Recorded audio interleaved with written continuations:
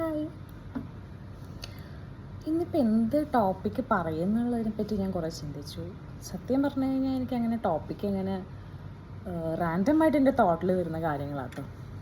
ഇന്നിപ്പോൾ ഞാൻ ഓർത്തൊരു കാര്യം എന്താണെന്ന് വെച്ചിട്ടുണ്ടെങ്കിൽ, നമ്മുടെ ലൈഫിൽ സ്ട്രഗിൾസും ബ്ലോക്കേജും എല്ലാം വരും. ആ ഒരു ഘട്ടം തരണം ചെയ്ത് പോവാന്ന് പറഞ്ഞു കഴിഞ്ഞിട്ടുണ്ടെങ്കിൽ ഇറ്റ്സ് വെരി ഡിഫിക്കൽട്ട്. പക്ഷേ ആ ഒരു പ്രതിസന്ധി ഘട്ടത്തിൽ നമ്മളെങ്ങനെ മുന്നോട്ട് പോകുന്നു അതുപോലെ ഇരിക്കും നമ്മുടെ ലൈഫ്, അല്ലേ? എൻ്റെ ലൈഫിൽ ഒത്തിരി സ്ട്രഗിൾസും കൂടെയൊക്കെ കടന്നു പോയ ഒരാളാണ് ഞാൻ. അതുകൊണ്ട് തന്നെ അത് ഫേസ് ചെയ്യാൻ എനിക്കും കുറേ ഡിഫിക്കൽട്ടി ഉണ്ടായിരുന്നു.